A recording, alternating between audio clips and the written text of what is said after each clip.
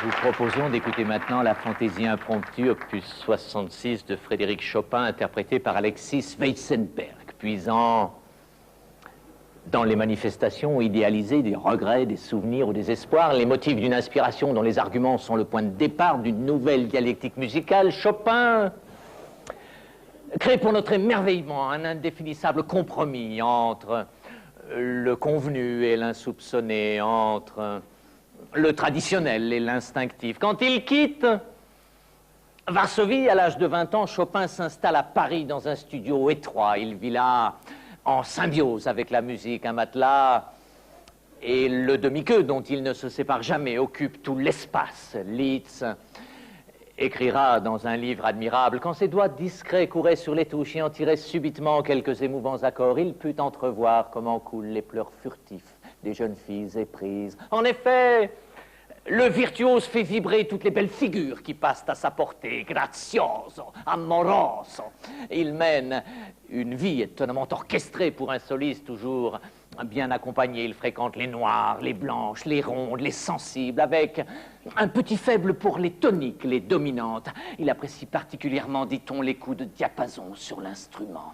Sa vie n'est que liaison harmonique fugace. Georges Sand en souffre beaucoup. Un jour, il disparaît avec une polonaise ou une simple fugue s'ensuit après une valse hésitation. Un caprice, un contretemps fâcheux, il change très vite de ton, un coup de pédale, une syncope, le voilà qui traite la malheureuse de triple croche, larghetto, ipso facto.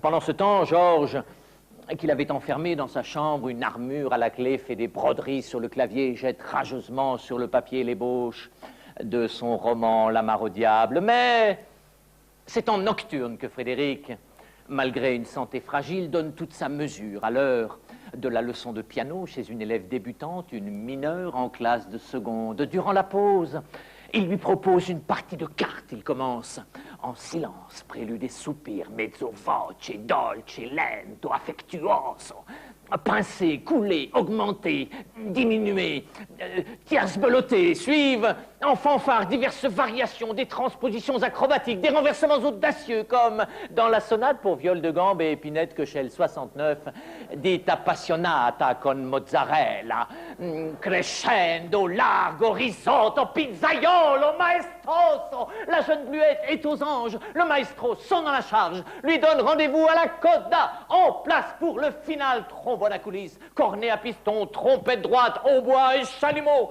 allegro, forte, presto, prestissimo, cocorico, terre, terre, à l'unisson, hélas, juste avant l'ultime point d'orgue, con fuoco, staccato, agitato, vivace. Il est pris d'une quinte subite dissonance fatale, et voilà notre grand Chopin, plus bémol qu'un carabémol mou. Decrescendo, diminuendo, flexibile. Waterloo. Il rentre chez lui, son archer sous le bras, lamentabile, grave, con moto. Et il roule sans casque